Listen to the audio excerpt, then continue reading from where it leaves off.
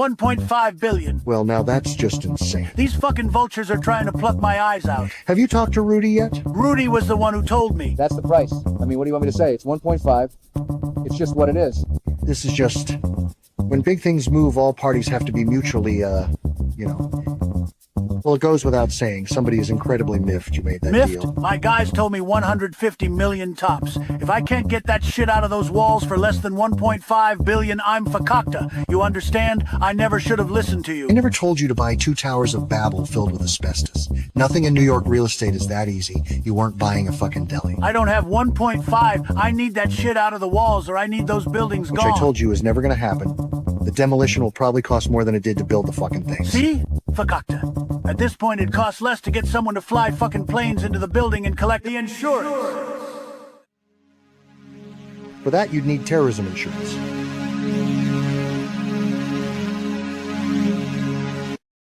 I'll call you back. Deborah! I'm right here, sir. Oh, I need you to find out what kind of terrorism insurance we've got on those piece of shit towers.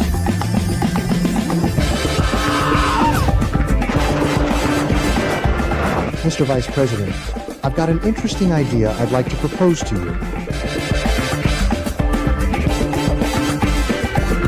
Did somebody order a false flag operation? Get him whatever he wants. I just want him to feel like he's part of the team. Just pull it already. And then when France doesn't join, we're gonna call them Freedom Fries. So, I found this fucking passport over there. It's kind of burnt up, but not too bad, considering it came from a fucking plane crash, am I right? And, not for nothing, but I already checked it. And it's a fucking Saudi Arabian guy. It's definitely probably one of the terrorists, you know, because, well, I mean, fucking come on here. Even enemies need to agree sometimes. And if you call it the global war on terrorism, I mean terrorism can be anywhere. So now you can fight everywhere. It's gonna be great. So that's the plan so far. Be honest. What do you guys think? I'll tell you, Dick, Daddy's gonna think this is just so cool, you know? It's like getting the band back together.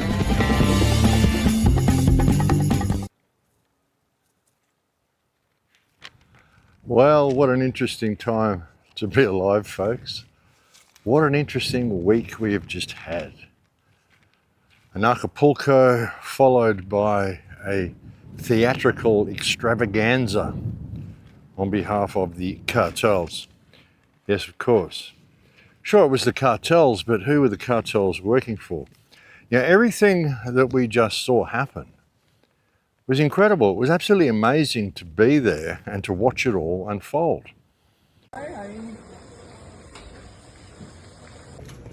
No bueno. Oops, watch out. Look, be careful. No, you're not paying attention. Oh, jeez. Let's go. Follow me. Just follow me. It can't explode anymore. Oh, really? Oh, wow. Really? Oh my goodness. Oh, well. I just walked past it a few minutes ago. I don't like any of this. This isn't nice. Run for the hills. How are you doing? Okay. We're on the wrong street, I think. Oh, I don't know. Oh, gosh. But listen, they've already hit this street. Yeah. So, I think we're okay. You know, it's a shame. I wish I could get a cup of coffee.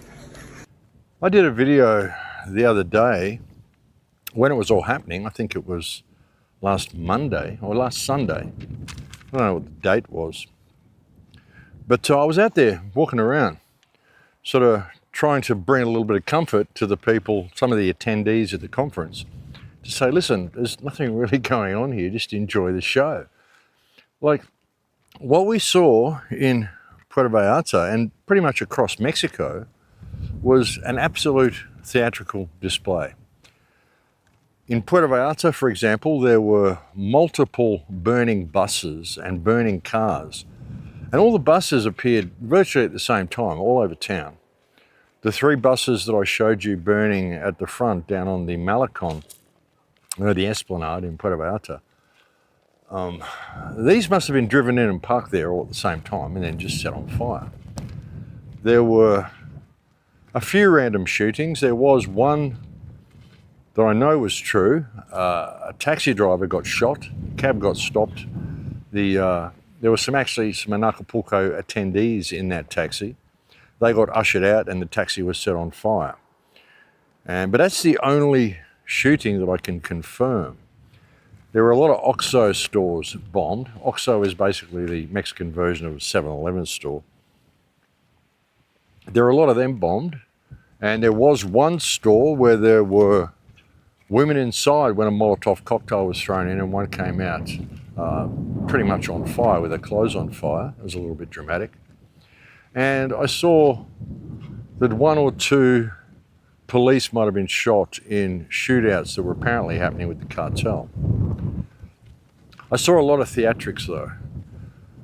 All of the reports that they were burning the Costco, burning all the supermarkets, I even heard these reports myself, and I may have even mentioned that that's what they were doing. They weren't. They didn't burn any of the supermarkets. They only burned the OXXOs. They burnt the gas stations, left one open. And they set fire to buses and cars right across Puerto Vallarta to create the visual impact that they wanted. It looked like the place was a war zone. It looked like it was under attack. But these were just burning cars, just black smoke. They virtually set every car in the Costco car park on fire, so it looked like the Costco was on fire, but it wasn't.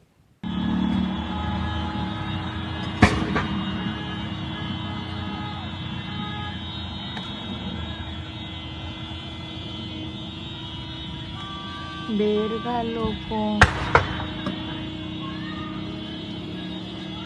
Chinga tu madre.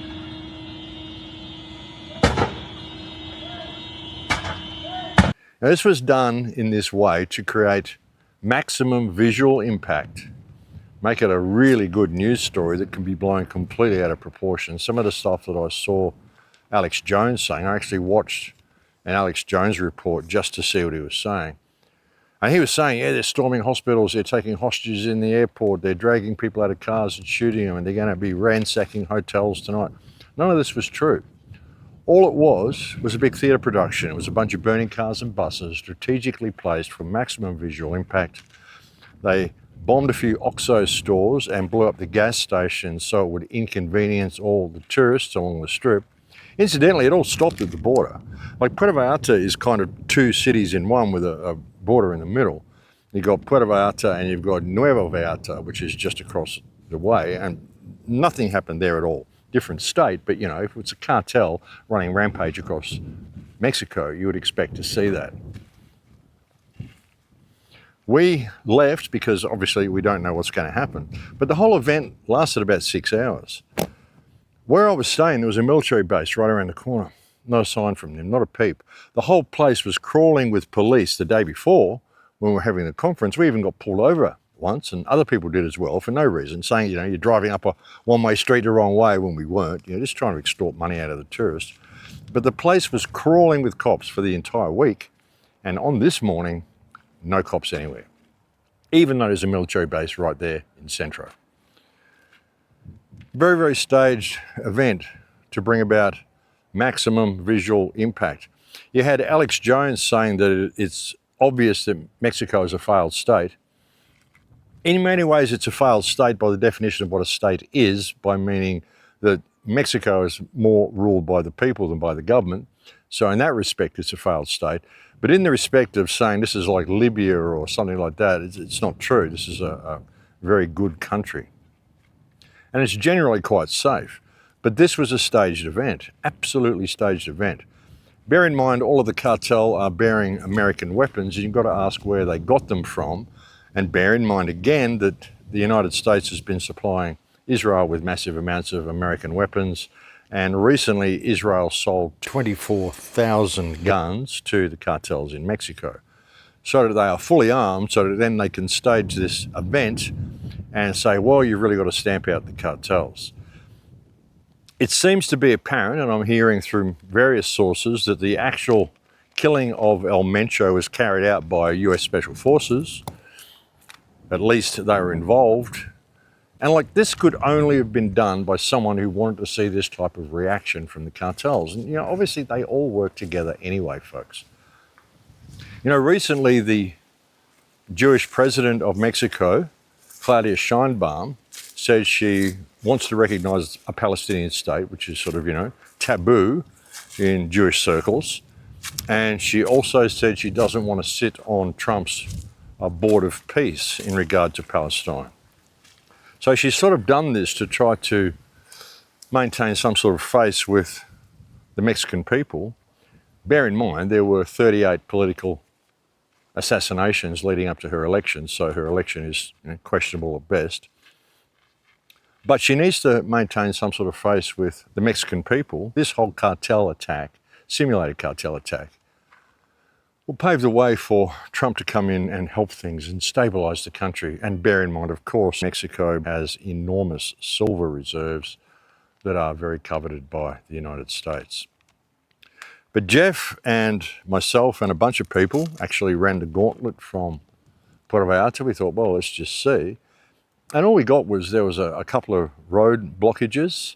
We saw a lot of burning vehicles or burnt vehicles, mainly burnt food trucks along the way, a few burnt cars. We had to backtrack and take a couple of detours and maybe take an extra hour or an hour and a half getting back to where we wanted to go because of detours.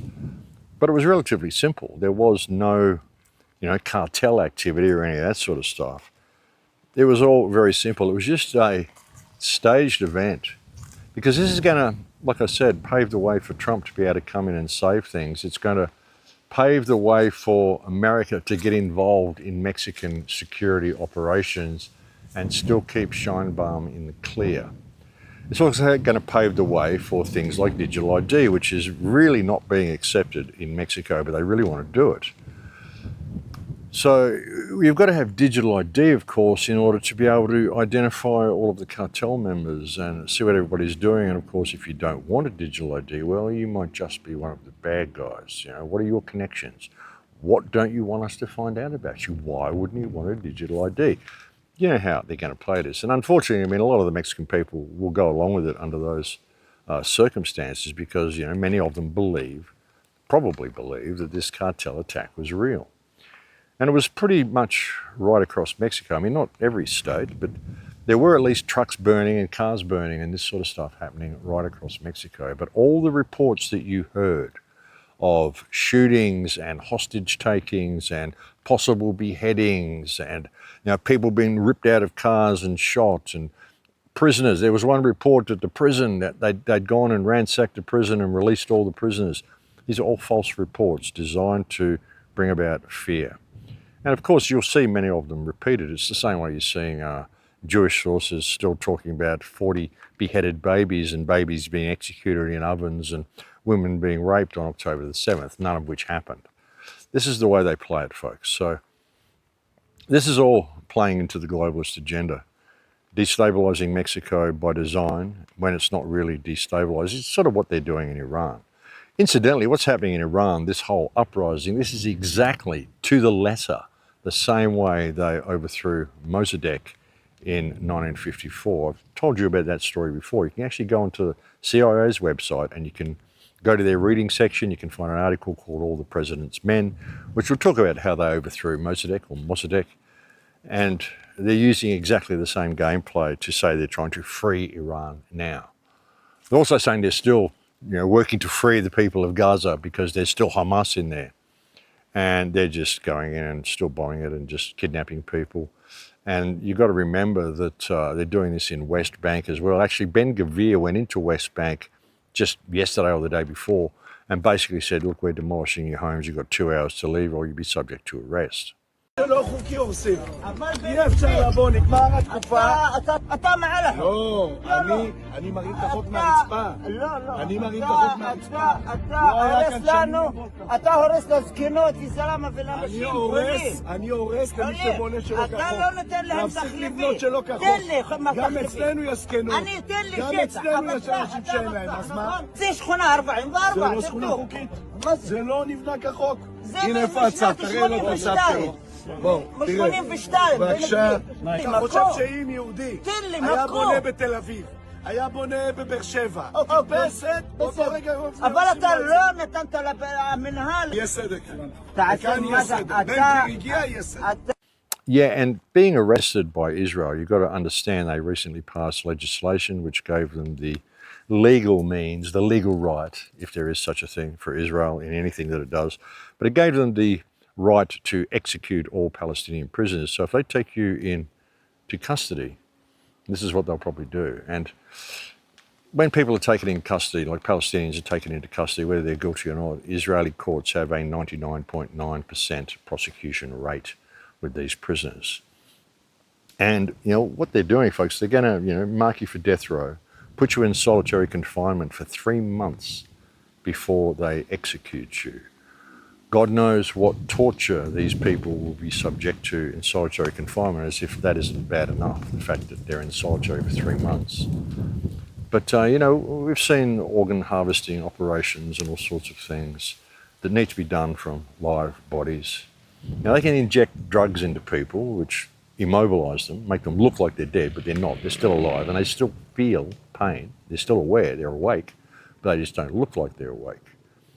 And they can harvest their organs in this manner because when the people feel what's going on and they're in absolute horror and pain and it's torture, their adrenaline is pumping, and that really charges the organs up that they're harvesting, keeps them alive better. You know, and also you've got to understand Israel has the largest skin bank in the world, and all of this skin also comes from Palestinians. Israeli Channel 10 reported in March of 2014 that Israel has the largest human skin bank in the world. Where do you think they got all this skin from? They have more human skin than China and India. They are literally skinning the dead bodies of my brothers and sisters in Palestine. That's where they are getting the human skin from. And if I call them Nazis, your law is going to punish me. Yeah, and bear in mind, folks, that skin is an organ. It's the biggest organ in your body. And as we just discussed, organs must be taken from living donors. Think about what they're going to be doing to these Palestinian prisoners as they hold them in solitary confinement for 3 months and then execute them. In fact, they're being executed by 3 IDF at a time. It's going to be a noose or a button or whatever, and they all push it at the same time to share the guilt or to alleviate any feelings of guilt or whatever. And you can imagine how much these Palestinian prisoners will have been abused before they're executed. I mean, Israel is the sickest society, folks. It's just unbelievable what these people do. I mean, they're so sick they're actually selling tickets to settlers to come in and watch Palestinian humiliation tours, you know, have taken them to restricted jails so they can watch Palestinians being humiliated. It's absolutely hideous, folks, what's going on. But yeah, that's the situation in Puerto Vallarta anyway, and like across Mexico. It's not anywhere near as bad as you say. This isn't a big uprising. This isn't a big cartel attack. This is a completely staged event. And you've got to understand that the CIA, the cartels, Mossad, this is all the one thing. You know, the cartels are like the Mexican version of ISIS, which is also run by CIA and Mossad, as is Al-Qaeda, as is Al-Nusra Front, as in all of these so-called terrorist organizations are all run by the same people, and that should be obvious by the fact that with all of their talk and rhetoric and Israel screaming out victim and fear and we're in danger, they never seem to attack Israel. Israel is now saying, of course, that Iran is going to be producing germ bombs and nuclear bombs and all sorts of shit, you know, within weeks. Of course, they've been saying this since 1985. But, you know, they're really trying to push for this war with Iran. And again, this is because they want a response, because they need to destroy Al-Aqsa Mosque. Nothing is as it seems, folks. Also, something else. When I did my report saying that sounded like gas canisters going off, I now believe it was probably the tyres on the trucks. And that's another reason why they set the OXO stores off, why they burn OXOs. I mean, OXOs is a chain store, so it doesn't really matter to them. It's all cartel run anyway. I personally think there's so many OXXO stores in Mexico. I think they're up to some sort of money laundering operation or something. I mean, there's so many, it's ridiculous. But when you firebomb an OXXO store, you have all the canned food inside exploding, all the drink bottles exploding. To people inside, it sounds like gunshots and things going off. When you burn trucks and cars and buses, you have tires exploding, sounds like bombs going off. This is all the stuff that they did, and this is why people were put into fear when the whole thing was one big nothing burger, simply to bring about a result. And you watch what the response will be from Trump. He'll come in to help poor Claudia Sheinbaum, who obviously needs help with the cartels, or Mexico will become as bad as Iran, perhaps, you know. And Iran, there's nothing wrong with Iran at all. It's a very, very good country, very friendly people, very open, liberal laws.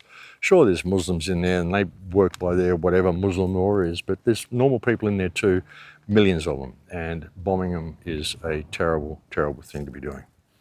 But of course, Israel is pushing it, saying they're a threat when they're not. It's Israel that's the threat. But yeah, it was interesting, you know, when we were in Puerto Vallarta, I went out for that walk, and there were quite a few people walking around, as I mentioned, and as we were walking back to the accommodation, I saw sort of two cartel guys on a bike, you know, two guys sitting on a bike together, and they were cartel, and I said to the person I was with, look, these guys have just come down here to check and see what's going on, and they're going to see that there's a whole bunch of people down here who don't really give a shit, so I guarantee they're going to stage some more fires and blow up a few more cars and shit to just make people a little bit more afraid. And they did exactly that, but it was all one big show, folks. In the rest of the world, we've had some pretty crazy things going on. Prince Andrew being arrested. Good to see. I think that's for theatre as well, though. I mean, it's just for show. I mean, everybody's already sus on Prince Andrew, so they can easily hang him out to dry. I wonder what his totally freaky daughters think about it. Like, his daughters are just freaking strange, especially one of them is just really creepy.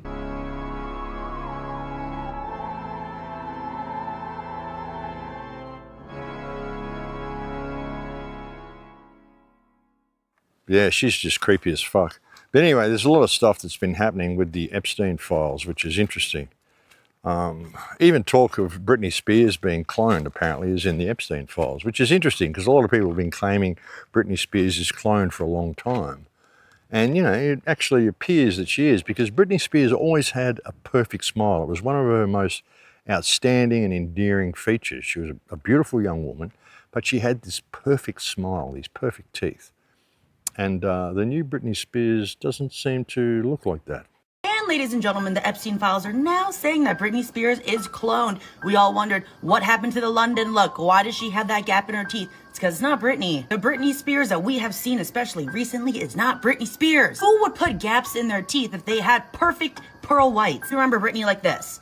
This was Britney. This is Britney Spears. This is not. This is Britney Spears. This is not. This is Britney Spears. So Britney actually recorded a song called Original Doll, and here are some of the lyrics. The chorus says, she's the original, she's unforgettable. She wants you to know, yeah, she's been cloned. It's kind of incredible, she's so unpredictable, yeah, yeah. She wants you to know, yeah, she's been cloned, she's been cloned, she's been cloned. And did this record come out? No, it was canceled for unknown reasons.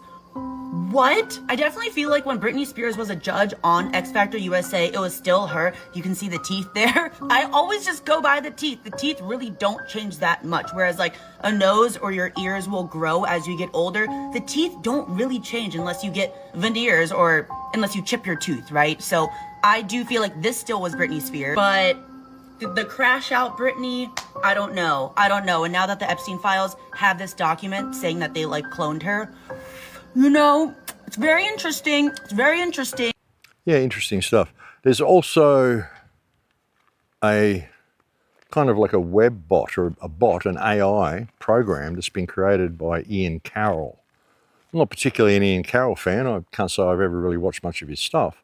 But he's created this AI program that you can actually feed the Epstein files into it, and you can ask it questions to find all references to this and all references to that and blah, blah, blah. And it's actually an incredibly good tool if you want to research the Epstein files. Because, I mean, you know, there's over 3 million files that were dumped on the public. There's no way anybody's going to be able to manually go through this and make any sense of it in any sort of, you know, coherent time frame. So it's a really good tool. So credit to him for doing that. And I suggest it's called Web. So if you look up Ian Carroll Web and with 2 B's, W-E-B-B, then you'll probably find something about this. Check it out. As you can see, I've got my little friends with me here today, folks. I've got Lady, and I've got Sol, and I've got Nacha. Come on, little guys. I know it's hot out here, isn't it? Let's get back to what we're doing. But yeah, things haven't stopped in Westbank. Actually, Ben Gavir went in and just said, yeah, demolish that home. He's crazy. I mean, he's always been a thug. He's a convicted terrorist, Ben Gavir.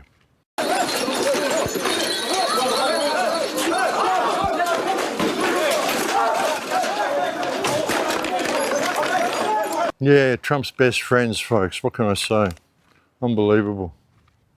Hey, guys. We'll get home, have a drink of water, hey? Trump's best friend.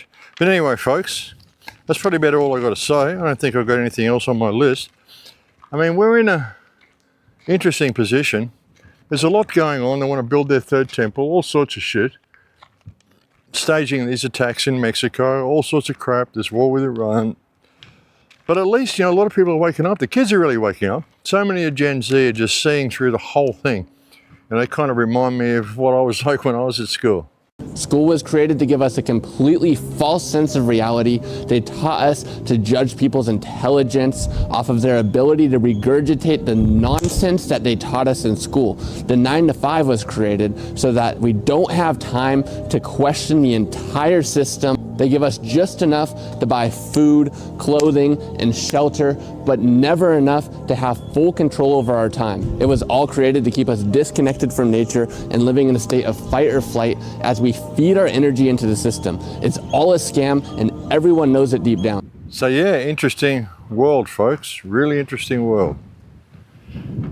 The hate speech laws in Australia and stuff, I mean, this is going to come in everywhere, but these are actually a double-edged sword. Like I was saying just before, there's a lot of people still pushing this whole concept that they need to free Gaza from Hamas, and that Hamas executed babies in ovens and raped women on October the 7th, you know, treated women badly. The reports that you hear from women say, no, we were actually treated very well.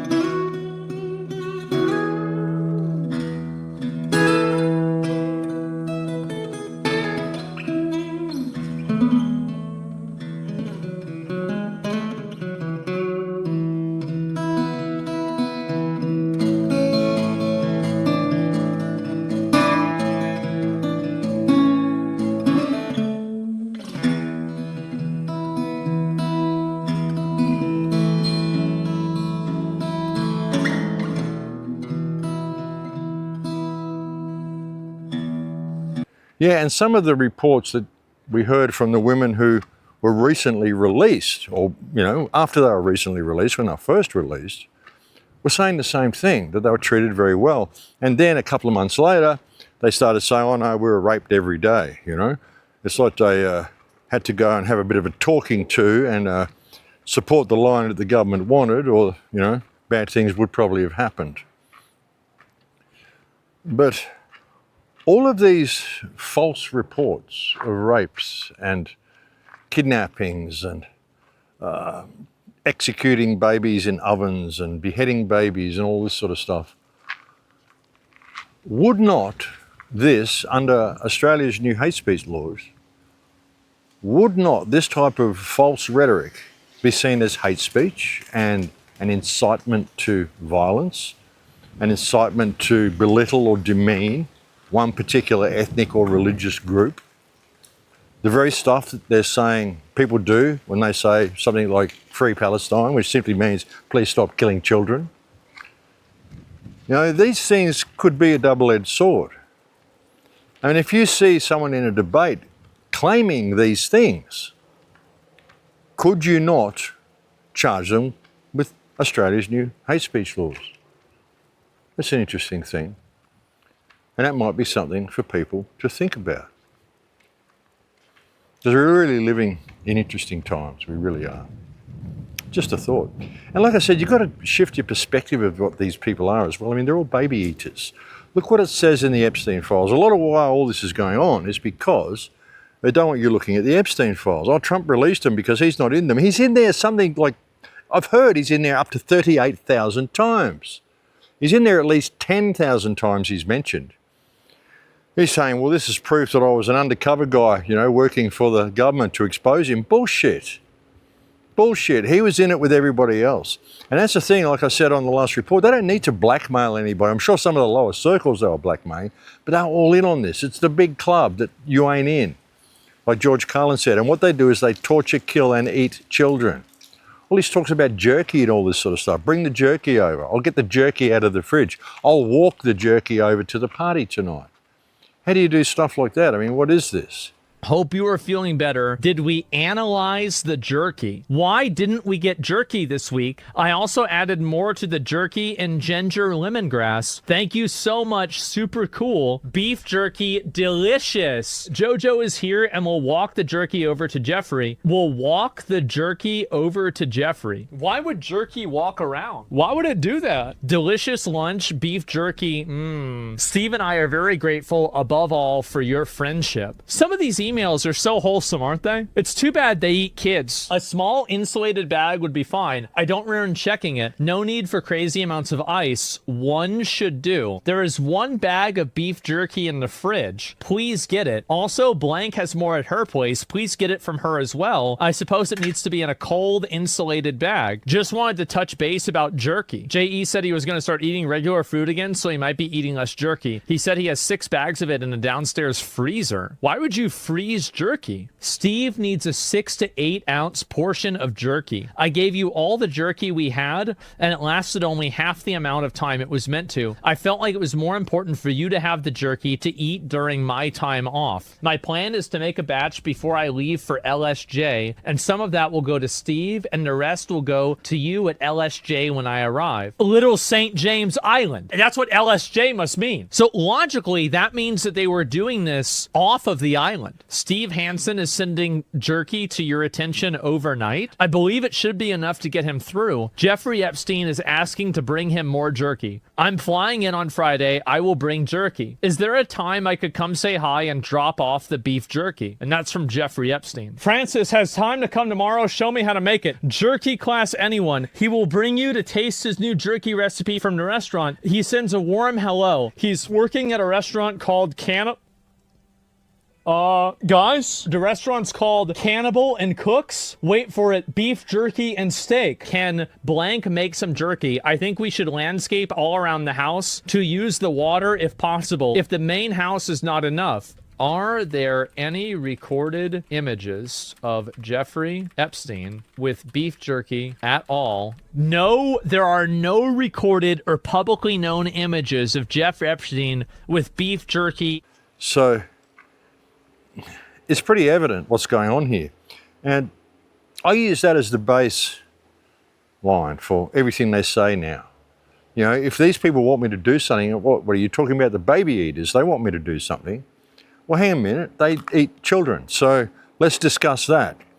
People who eat children shouldn't be making laws or telling anybody else what to do.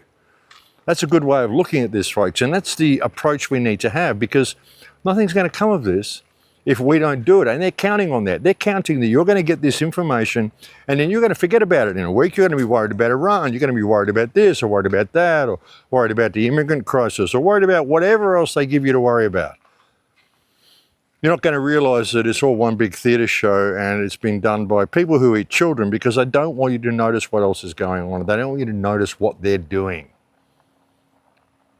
You're living in a people farm, folks. You are living in a people farm.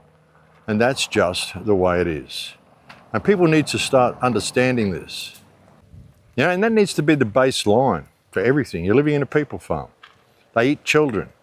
Doesn't matter what their laws are. Their laws are there to prevent you from ever calling them out as the pedivores that they are. Because that's what they are, folks. They're pedivores. They're satanic. Well, not even like using the word satanic, but they're patently evil, and evil to a level that most people can't even comprehend. You know, they torture and do this sort of thing to children. It's just unthinkable. You know, they commit crimes that most people don't believe human beings are capable of, which makes me, of course, question whether they even are human beings. But this is what's going on. This is the baseline to all of this legal system. This is the baseline to all of their control grid.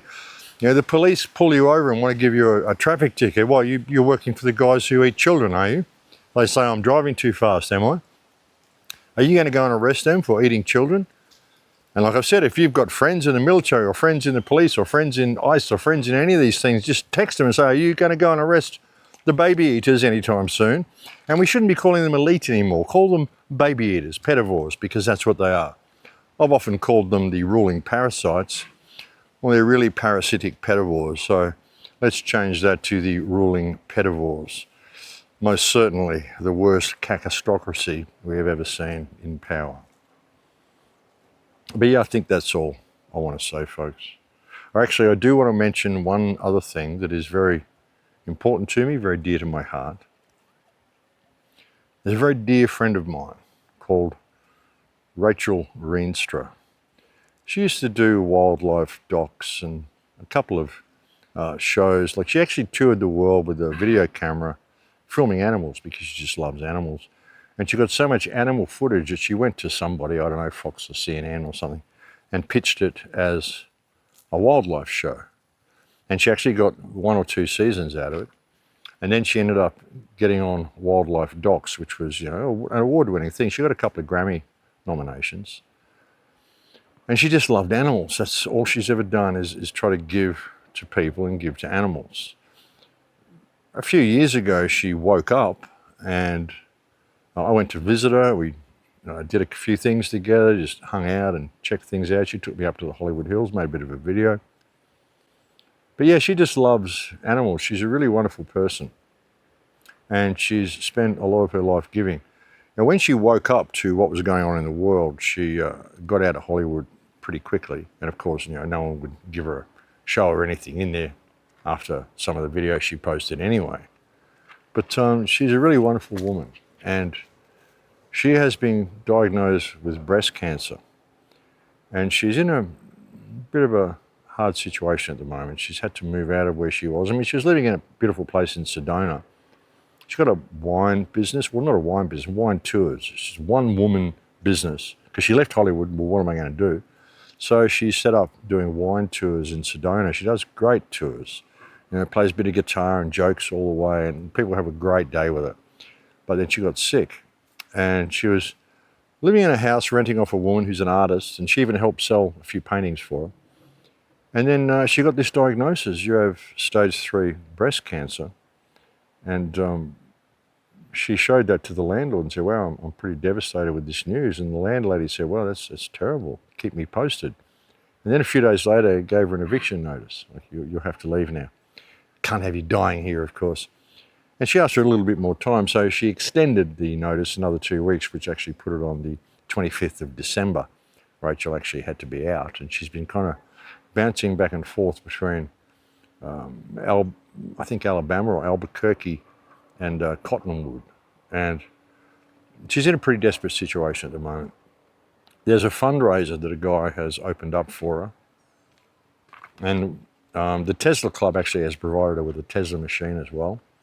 We've had some pretty remarkable things happen with that, actually, folks. Some of the stuff that I saw during the conference, and something that was sent to me by my nephew and by a guy whose son fell over, got a stick through his eye, and a couple of treatments on the Tesla machine. He was pretty well fixed up. So pretty amazing sort of stuff. Surprising me, actually. But anyway, the Tesla Club gave her a Tesla machine, but she's got no income, because if she can't work, then she has no income because she's a one-woman business. So there was a doctor who she was staying with, I think in possibly Albuquerque, who set up a fundraiser for her, who contacted me and said, hey, thanks for helping Rachel out. You know, she's special. She's one of the best. They don't make them like Rachel. And she could really use your help, folks. So I'm going to put a link below to a GoFundMe for Rachel Reenstra. She really is in a desperate situation. And thank you in advance to anybody who contributes. Thank you also to anybody who's contributed to Nedal's fundraiser in Gaza. An interesting thing, you know, when I got back to Jeff's Ranch yesterday, I opened up my computer and there was a message on my computer from Nedal in Gaza, hoping I was okay with what's going on in Mexico. It was profound, folks. With everything he's facing in Gaza, living in this tent city, like being randomly shot at, people being arrested, just people being executed, just a living hell. He shows concern for me over the fires and trucks burning in Mexico. These are incredible people, the Palestinian people. They really are. And thank you to anybody who's donated to Nedal as well. But hey, if you can, please help out my friend Rachel. Or if you live anywhere in the Sedona area, like around that area, Sedona, Cottonwood, I mean, she does these wine tours through the Sedona area. If you're anybody or know anybody who has a house or a spare room or a little bungalow or somewhere that Rachel could hold up for a month or two, I mean, if you have to charge her rent, well, so be it, but maybe, you know, minimal rent so that she doesn't have too much to worry about, would be really awesome. Or if you just happen to have a spare room or somewhere Rachel could park herself for a little while, preferably in the Sedona area, I'd really appreciate it if you're someone who can do that. She has a little dog, a Chihuahua, and she has a cat, and she travels with her in a car. Yeah, she's a very dear friend, folks, so please help if you can. But anyway, I'm going to leave it there for now. Thank you for all the emails. Thank you to all the people who send me so many kind words. Thank you to anybody who's ever made a contribution. Thank you to all the people who came to Acapulco. We had a great time. It was a really good gig. It was very different in Puerto Vallarta, but it was amazing having this big theatre show at the end of it and getting to see this full-on false flag staged operation happening in real time. It was actually quite incredible, folks. And again, it was so fake and staged, just so fake and staged. It's, but hey, it gets you going. I mean, I kind of believed it for a little while, but you know, then I went out there and thought, look, there's nothing going on here. So I just left it. But anyway, folks, I'm going to leave it there for now. Thank you for joining me on this report. The dogs are having a great time in there. I've got a visitor, so the dogs are freaking out. I'll go and save her. All the best in Lakesh. I'm curious about a kid from Brooklyn named Jeffrey Epstein. Skipped 2 grades, graduated at 16. Got into an elite math program at NYU. Dropped out and then at 21 was hired to teach physics at the most exclusive private school in Manhattan without a degree. The headmaster was Donald Barr, OSS veteran, precursor to the CIA, who wrote a novel about elites keeping humans as sex slaves, and who just happens to be the father of William Barr, the attorney general who would oversee the jail where Epstein died 45 years later. Small world. One of those students at the Dalton School where Epstein taught was the daughter of Bear Stearns CEO Alan Greenberg. Epstein told people that relationship got him his Wall Street job. Fired from teaching for poor performance, hired on Wall Street the next day. At Bear Stearns, he rose from junior floor assistant to advising the bank's wealthiest clients, including Edgar Bronfman, president of Seagram's, who would later co-found something called the Mega Group, along with Leslie Wedner and Ronald Lauder, a secret network of billionaire donors coordinating pro-Israel strategy. He joined the Rockefeller University board, the Trilateral Commission,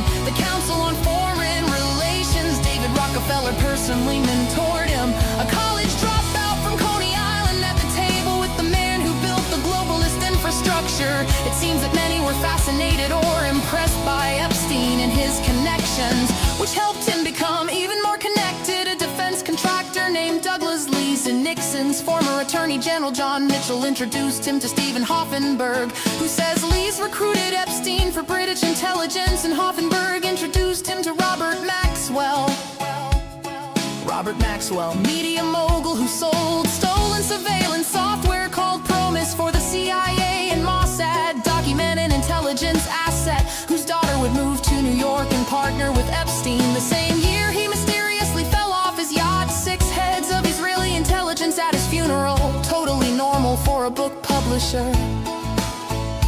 During this same period, Epstein had an Austrian passport with his photo, but a false name and a Saudi address. That's not something you pick up at the post office, that's intelligence tradecraft. One of his clients was Adnan Khashoggi, the middleman transferring American weapons from Israel to Iran. Iran-Contra, same scandal involving the CIA, same CIA whose precursor employed Donald Barr, same era Bush was running the agency, then the country. And a CIA front airline called Southern Air Transport would later relocate its headquarters to service the brands of Les Werfner, the man who would give Epstein everything. But that's part 2. I'm just curious how a math teacher from Brooklyn ended up with a fake passport, a Rockefeller mentor, a seat at the Trilateral Commission, an intelligence recruitment chain that runs through defense contractors, and a former attorney general, and a direct connection to the man who sold spy software for the CIA and Mossad. And I'm curious why, when they finally arrested him, there were 10,000 videos seized and sealed, 6 million pages were they released, maybe half, 10 co-conspirators identified, and only one charge. The CIA director who visited his townhouse now controls all the intelligence, and the president who promised to release everything is attacking the congressman who wrote the Transparency Act. I'm just curious if those files stay sealed, not to protect one man's secrets, but to protect the system that created him.